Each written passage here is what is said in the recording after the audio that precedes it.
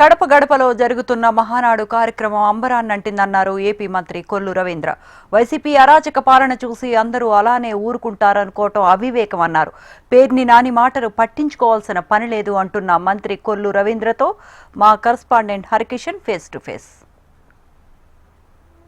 కడప గడపలో రెండవ రోజు మహానాడు సంబరం అంబరాన్ని అంటింది. దీనికి సంబంధించి మరిన్ని విషయాలు తెలుసుకునే ప్రయత్నం ఒకసారి చేద్దాం.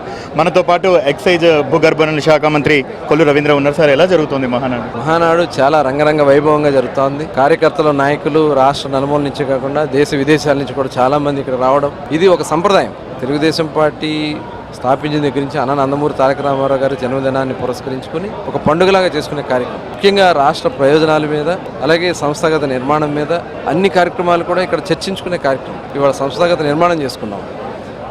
ఏ రాజకీయ పార్టీకి లేనటువంటి కార్యకర్తల బలం తెలుగుదేశం పార్టీకి ఉంది. 1 కోటి సభ్యత్వాలు 45 రోజుల్లో 1 కోటి సభ్యత్వాలు చేసుకున్నటువంటి పార్టీ తెలుగుదేశం పార్టీ. ముఖ్యంగా ఈ మహానాడు కడపలో చేసుకోవడం, కడపలో కూడా చక్కటి వాతావరణంలో ఎండలతో మండిపోవాల్సినటువంటి కడపలో ఈరోజు చల్లని వాతావరణం చేసుకోవడం, పైనుంచి అన్నగారి ఆశీర్వచనాలు, రాయలసీమ కడప ప్రజల ఆశీర్వచనాలు ఉన్నాయని భావిస్తూ ఉన్నాం. ఇవాళ మనం చూసుకున్నట్టయితే 6 శాసనాలని నిన్న చర్చించుకుని ఆమోదింపు చేసుకోవడం జరిగింది. ఈ రోజు కూడా మిగతా ఏవైతే ఉన్నాయో అన్ని కూడా కంప్లీట్ చేసుకుని రేపు బహిరంగ సభ ద్వారా ముఖ్యమంత్రి గారు రాష్ట్రానికి భవిష్యత్ కార్యాచరణని అనౌన్స్ చేయబోతున్నాం. ఏ రకంగా అయితే మేము సూపర్ 6 అమలు చేస్తున్న విధానం మిగిలినవి కూడా ఎప్పుడు అందించబోతున్నాం. భవిష్యత్ కార్యాచరణని ముఖ్యంగా అభివృద్ధి వికేంద్రీకరణ చేసుకోవడం, ఇరిగేషన్ ప్రాజెక్టులు ఇవన్నీ కూడా దీంట్లో రేపు ముఖ్యమంత్రి గారు సభలో అనౌన్స్ చేయబోతాం. కడప జిల్లాలోనే మహానాడు నిర్వహించడానికి గల కారణాలేంటి? చాలామంది ఒక డిస్కషన్ అనేది జరుగుతుంది వైసీపీ నేతల, అలాగే ఎందుకంటే ఇట్లా దివంగత ముఖ్యమంత్రి రాజశేఖర రెడ్డితో పాటు ప్రస్తుత వైసీపీ అధినేత వైఎస్ జగన్మోహన్ రెడ్డి కూడా కడపనే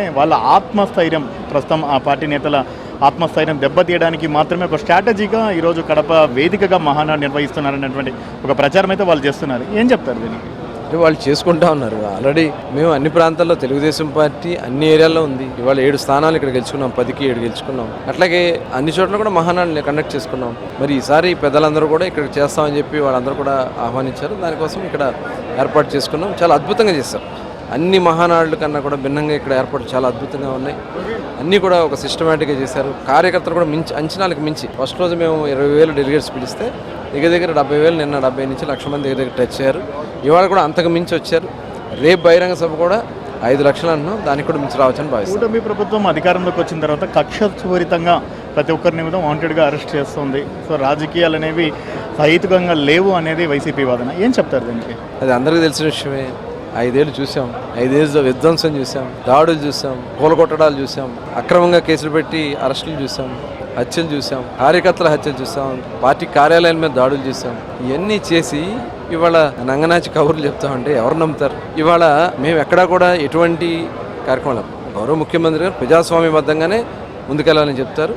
ఎవరైతే దీంట్లో కారకులయ్యారో, అక్రమంగా ప్రభుత్వ ధనాన్ని దోచారు, ప్రజల ఆరోగ్యాన్ని నాశనం చేసి అనేక మంది మరణాలకు కారణమైనటువంటి వ్యక్తుల మీద విచారణ జరుగుతూ ఉంటే వాళ్ళు ఎవరైతే దాంట్లో బాధ్యులైనా వాళ్ళని అరెస్టులు చేస్తూ ఉంటే దాన్ని ఇది చేయాలని చూస్తారు. కాబట్టి ఇది విచారణ జరుగుతుంది కాబట్టి దీని మీద మనం ఎక్కువగా లోతుగా మాట్లాడకూడదు. అలాగే మిగతావి కూడా భూముల్లో దోచారు, వాళ్ళు చేసినటువంటి అక్రమాలన్నీ కూడా బయటపడతారు. దాన్ని చూసి ఏదో మేము అక్రమంగా చేస్తామని మాట్లాడుతూ ఉన్నారు. వాళ్ళు ఏం చేస్తున్నా ప్రజలకు తెలుసు. అందుకనే 151 నుంచి 11లకు పరిమితం చేశారు.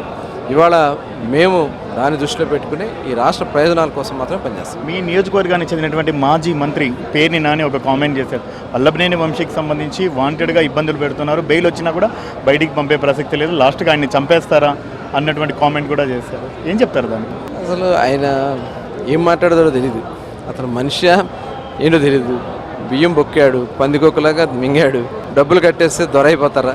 ఇప్పుడు బియ్యం వాళ్ళ గోడౌన్లోంచి 8,000 బస్తాలు పోయినాయి. 8,000 బస్తాలు పోయినప్పుడు దొంగ, నేను డబ్బులు కట్టాను కాబట్టి నా మీద అక్రమంగా పెట్టారంట. బియ్యం పోయింది వాస్తవం, నువ్వే కదా ఒప్పుకున్నావు, ఇంకా నువ్వు మాట్లాడుతున్నావు. ఇవాళ వచ్చి మళ్ళీ ఇంకా నంగనాచి కబుర్లు చెప్తా ఉన్నావు. ఇవాళ రంగా గారితో వంశీని పోల్చామంటే నిన్ను అసలు ఎంత నీచంగా భావిస్తాలో అర్థమవుతుంది. గతంలో మిమ్మల్ని అరెస్ట్ చేయించారు కాబట్టి ప్రస్తుతం పేర్నాని కుటుంబాన్ని అరెస్ట్ చేయించేందుకు సిద్ధమయ్యారు కొల్లు రవీంద్ర. ఏం చెప్తారు? మేము అరెస్ట్ చేయాలంటే వాళ్ళు ఎప్పుడూ చేసేవాళ్ళు. మేము ఆ టైప్ ఆలోచన లేదు. విచారణ చేసుకుంటారు, ఎట్లా ఉంటారో అవన్నీ జరుగుతాయి. ఆయన వంశీ గురించి వీళ్ళే చంపేస్తారు. వంశీని చంపి దాన్ని ఇచ్చేయాలని చూస్తాను. మేము అలాంటి ఆలోచన లేదు. వాళ్ళు తప్పులు చేశారు. భూములు అక్కడ పోలవరం గట్టు మట్టి కొట్టుకుంది వాస్తవం కదా. పట్టాలు దొంగ పట్టాలు పంచింది వాస్తవం కదా, ఇవన్నీ కూడా బయటకు వస్తున్నాయి. పార్టీ కార్యాలయం మీద దాడి చేసింది వాస్తవం కదా, ఇట్లా వస్తున్నాయి కాబట్టి బయటకు వస్తున్నాయి. చివరిగా చెప్పండి సార్, రెడ్ బుక్ చర్యలు అనేవి ప్రారంభమయ్యాయా? ఎందుకంటే రీసెంట్గా ఎక్కువగా వినిపిస్తున్నటువంటి పదే పేరు రెడ్ బుక్. సో ఆ రెడ్ బుక్ చర్యలు ప్రారంభంలో భాగమేనా ఇవన్నీ? నో రెడ్ బుక్, వాళ్ళు చేసిన తప్పుల మీద ఎఫ్ఐఆర్ అంతే. Thank you sir.